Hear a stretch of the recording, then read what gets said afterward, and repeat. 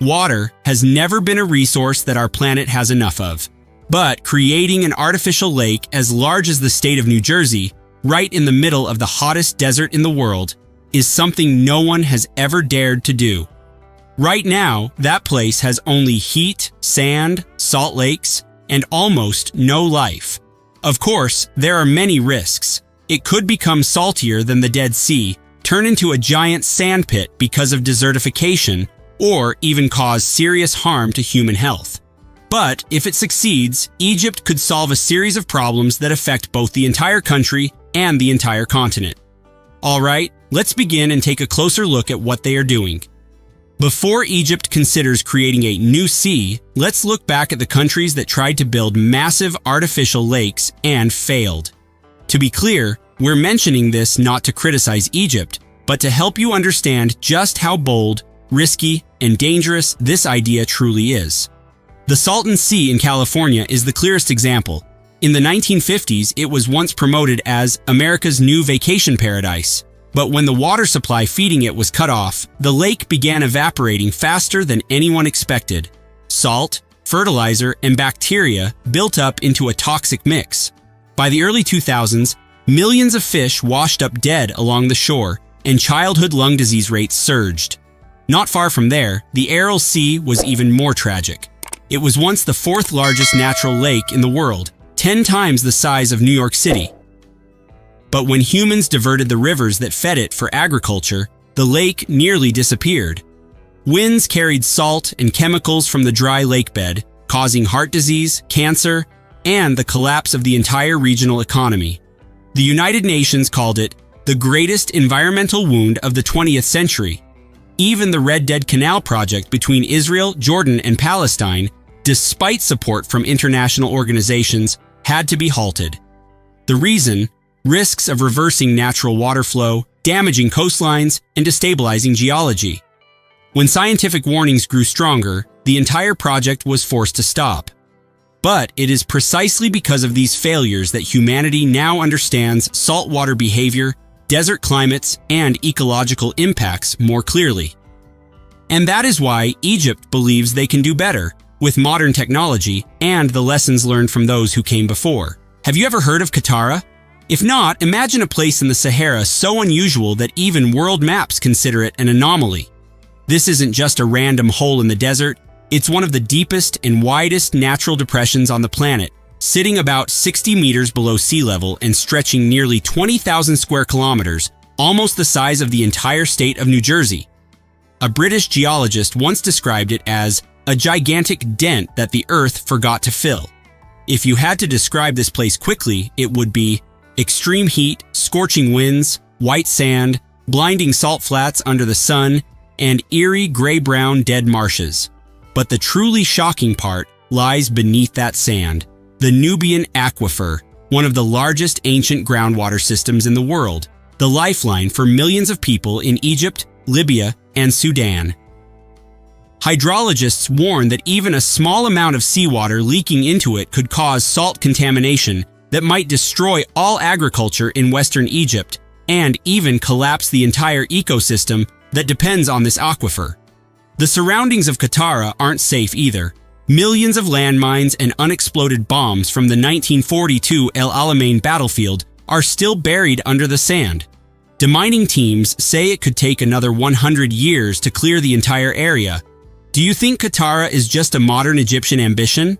The truth is, this idea didn't start with Egypt at all. It began with the very empires that once ruled North Africa. Right after World War I, when this region was still under British control, geological survey teams entered the Sahara not only to draw maps, but more importantly, to search for energy. Qattara stunned them. In a 1927 report, geologist E.H. Pascoe described the place as a natural energy reservoir that humanity has not yet learned how to unlock. By the time of the Cold War, the United States, especially the CIA, looked at Qattara with a far more practical mindset. They realized the area contained all the elements a superpower would need in the 20th century: the potential to generate electricity from the elevation drop, the ability to produce fresh water right in the middle of the desert, opportunities to open inland trade routes, and even the future promise of strategic minerals like lithium. This explains why, in 1957, the CIA didn't report through any intermediary agencies. They submitted a top-secret plan directly to President Eisenhower. But the most shocking part wasn't the ambition, it was the method they intended to use: nuclear weapons to dig the water channel. Engineer Frederick Bassler proposed detonating 213 nuclear devices, equal to 100 Hiroshimas, along the route connecting the Mediterranean Sea to Qattara. The goal: to create a massive trench over 50 kilometers long in just a few minutes. But seismic experts warned that such explosions could trigger geological faults near the Red Sea, about 450 kilometers away, causing magnitude 6 to 7 earthquakes. An internal document also mentioned something the CIA never wanted made public. If desert winds shifted even slightly, radioactive fallout could blow straight toward Cairo within hours, forcing the evacuation of at least 25,000 people.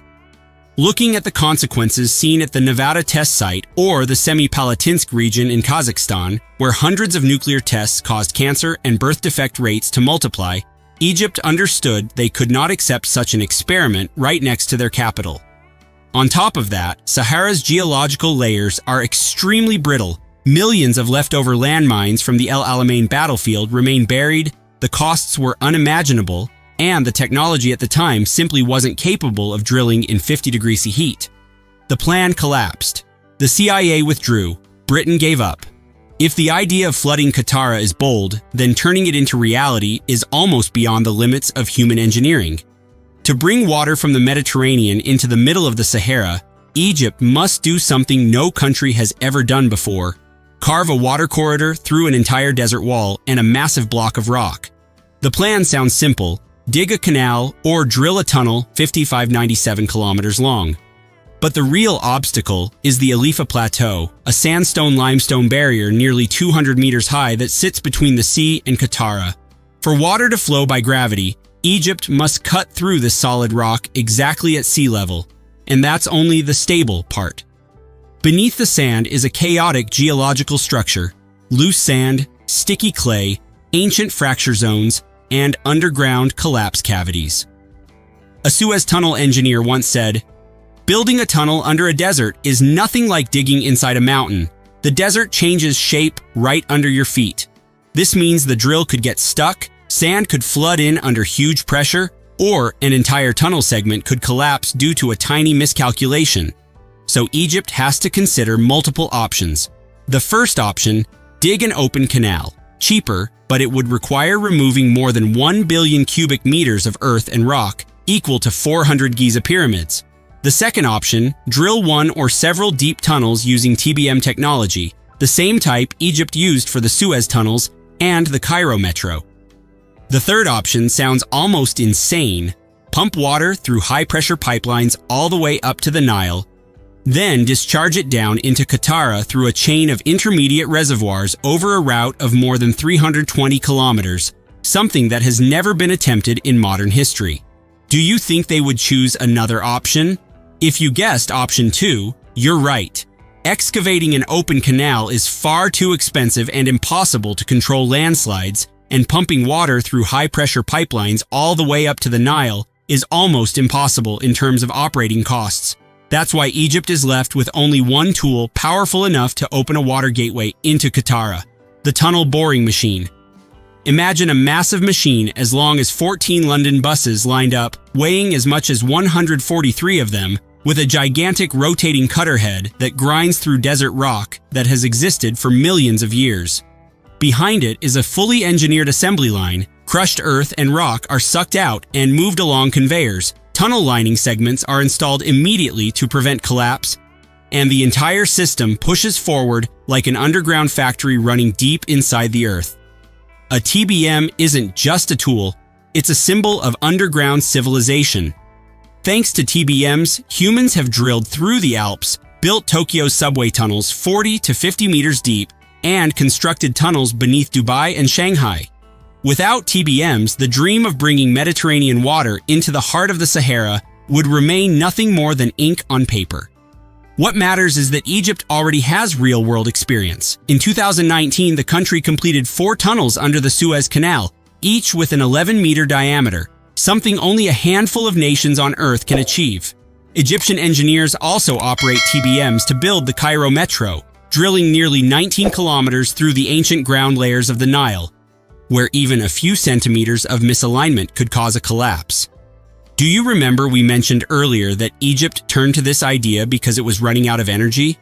The hydropower system along the Nile has reached its limit.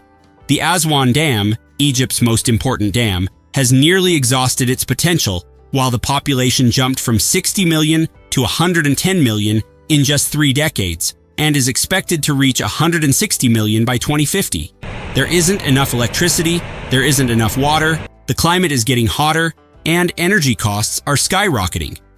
In that situation, Qattara, a desert depression once considered useless, suddenly became the escape route Egypt could not ignore.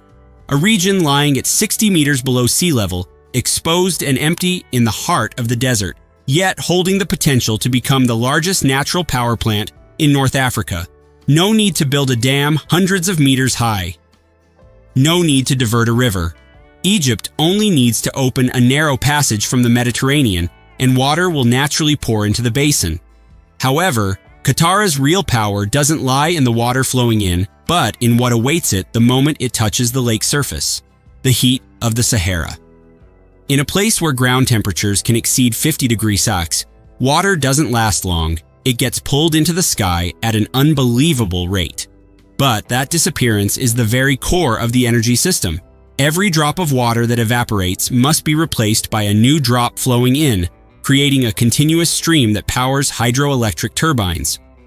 Meteorologists call the Sahara the strongest atmospheric water vacuum on Earth. Energy engineers call Qattara a bladeless turbine. The terms sound unrelated, but when combined, they form a closed-loop energy cycle. Water flows in, water evaporates, more water flows in, turbines spin, electricity is produced. And that is only the first layer. The deeper layer of the project is a pumped storage hydroelectric system, a kind of national battery used by developed countries to stabilize the power grid. Egypt wants to build a second reservoir on the Evaporation Plateau. When there is excess electricity, water will be pumped up into the upper reservoir, and when there is a shortage, the water will be released downward. This technology works like a giant battery, storing energy almost without limit. And when combined with Qattara's gravity-driven water flow, the system could reach a capacity of up to 5,800 MWh, equivalent to 6 nuclear reactors, but without radioactive waste. Egypt doesn't just want to generate energy, they also want to create fresh water from the sea. When Mediterranean seawater flows into the Qattara Basin, natural pressure will push part of the water through reverse osmosis membranes, a technology in which Israel is now a global leader. This is how salty water becomes drinkable. Salt is trapped on one side and pure water comes out on the other. This system is advanced enough to supply nearly 50% of Israel's drinking water, produced by just 5 plants along the coast. Egypt has also begun moving in this direction, though later. Today, the country operates 125 desalination plants, processing a total of about 1.3 million cubic meters per day, a number that increases every year as the Nile crisis grows more severe. The goal for 2050 is 9.1 million cubic meters per day, one of the largest desalination expansion programs in the world. But to reach that scale, Egypt needs a stable and extremely cheap source of electricity. Beyond RO, Qattara also creates opportunities for electrodialysis technology, where electrical currents separate salt and water into ions. The result? A second stream of fresh water running in parallel, not dependent on high pressure. This is the same technology the United Arab Emirates is testing in its hot deserts to find future water solutions. What's interesting is that the longer Qattara operates, the saltier it becomes. The Sahara's evaporation rate causes the basin to continuously increase in salinity, forming layers of salt meters thick over time. That might sound like a disadvantage, but it is actually an economic opportunity. Since 2024, Saudi Arabia and the UAE have begun extracting lithium from inland salt lakes, the most critical metal for electric vehicle batteries and energy storage. If Qattara takes shape, Egypt wouldn't just have electricity and water, they could also own one of the most promising lithium sources in North Africa. But Qattara's journey doesn't end with water. Once the basin operates long enough, the Sahara will begin to reveal another resource few people think about: salt and lithium. With the desert's extreme evaporation rate, the seawater flowing in will be pulled into the sky at a shocking speed. What happens when the water disappears but the salt remains? Qattara will gradually turn into a massive hypersaline lake, where salt layers accumulate over time. This is the natural life cycle of the Qattara Sea, beginning as a brackish water lake and ending as a salt mine larger than the famous salt flats of Bolivia. When that happens, the settlements around the basin won't just live on fresh water and electricity, they will live on mineral extraction. Egypt has a tradition of harvesting salt dating back to the pharaohs, but the scale of Qattara would be a leap across eras. Look to the Middle East to better understand this future. In 2024, Saudi Arabia and the UAE began testing technologies to extract lithium from brine, the white gold of the electric vehicle economy. Lithium is the core ingredient in EV batteries, energy storage systems, and the entire global clean energy industry. If this technology is applied to Qattara, the hypersaline lake in the middle of the Sahara could become one of the largest lithium sources in North Africa without blasting mountains, destroying forests, or contaminating the soil. Alright, now we're going to talk about the risks of this project. The first risk is money. Tunneling through the Sahara, building reservoirs, installing turbines, constructing desalination plants, and setting up lithium extraction facilities. These costs alone could shake an already debt-burdened economy like Egypt's. Up to now, there hasn't been any official cost estimate. IMF, the World Bank, funding from the UAE or Saudi Arabia. Every option comes with a geopolitical price tag that Egypt cannot pretend not to see. The second risk is water geopolitics. Egypt survives on the Nile and is already in a standoff with Ethiopia over the Gerd Dam. In that context, Qattara isn't just an engineering project, it is a strategic signal. A new giant lake could make Ethiopia suspicious that Egypt is seeking an alternative water source. Libya may object if seawater contamination threatens the Nubian aquifer. And if Qattara produces cheap energy, it will directly influence the energy balance of Israel, Saudi Arabia, and the UAE. The final and most sensitive risk is Egypt's internal power structure. The military currently controls most of the country's megaprojects. If Qattara gets the green light, it will become their biggest strategic undertaking in decades. That could create a massive economic zone in the desert or turn into a white elephant project, a gigantic, expensive, but ultimately useless construction. History has shown that projects like this can lift an entire nation or drag it deeper into debt and instability. If politics is the risk you can see, then the environment is the risk Egypt may never see until it's too late. The biggest danger lies right beneath Qattara, the Nubian aquifer, one of the largest ancient water reservoirs on Earth, with an estimated volume of 150,000 billion cubic meters. Just 0.51% seawater leakage would be enough to raise salinity beyond safe levels for agriculture, threatening all megafarms in western Egypt from New Valley to Sharq El Anna. In other words, a single minor geological mistake could collapse Egypt's entire 50-year agricultural strategy. Next is the risk of land subsidence. When salty water dissolves the layers of salt and clay beneath the Qattara Depression, sinkholes could form in large numbers, similar to the Dead Sea, where 7,000 sinkholes have appeared in just 3 decades. Under Sahara temperatures, this process could be even faster. One of the most serious scenarios is salt storms. As the basin becomes hypersaline, seasonal salt crystals could be picked up by Sahara winds. The Aral Sea is the painful example of this. There is also the issue of atmospheric impact. A massive lake in the middle of the Sahara would pump billions of cubic meters of water vapor into the atmosphere every year, enough to alter humidity levels and wind patterns. A 2014 study from Wageningen University warned that even a 10% reduction in Sahara dust changes the amount of iron falling into the Atlantic Ocean, threatening marine food chains. Qattara is nearly 20,000 kilometers, meaning this change would not be small by any definition. Finally, there is the risk of marine species invasion. Once a passage is opened to the Mediterranean, algae, bacteria, and marine crustaceans could explode in population inside a semi-closed lake, creating oxygen-depleted dead zones similar to the disastrous ones that strike the Gulf of Mexico every year. If Qattara truly turns into a sea, what will happen to the local people? This land that once seemed lifeless could attract millions of migrants, creating a new mega-economic zone and reshaping Egypt's population structure within just a few generations. But right at the edge of Qattara, Bedouin communities, small farmers, and nomadic families have lived here for hundreds of years. The project never explains where they will go, how grazing land will be redistributed, or who will own the new land rights.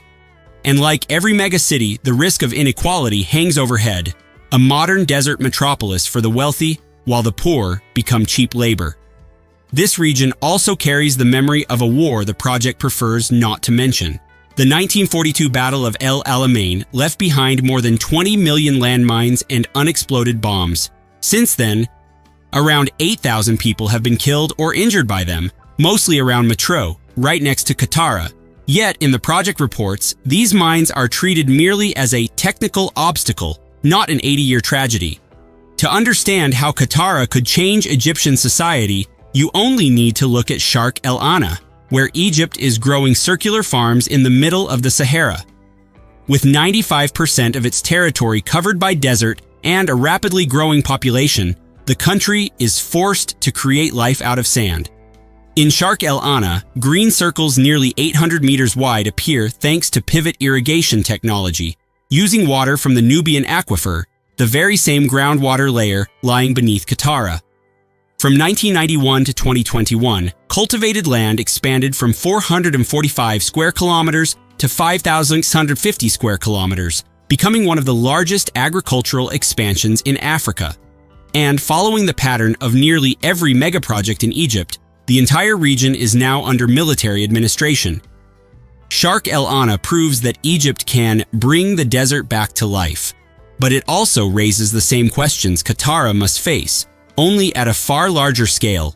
Who owns the water? Who controls the land? Who benefits from the development? And will turning the Sahara into a new hub create a society that looks dazzling on the surface but is filled with deep inequality underneath? In the end, the story of Qattara is longer than any numbers we have. It shines with opportunity, yet drags along shadows we cannot predict. It's a project that could turn the Sahara into an economic center, or become the most expensive lesson in Egypt's history. But what do you think? If Qattara is truly built, what will happen first? A new era or an ecological disaster? Let me know your perspective in the comments. Sometimes it's those opinions that reveal what technical reports can't express. And if you want to follow more strange but fact-filled stories like this one, you already know what to do.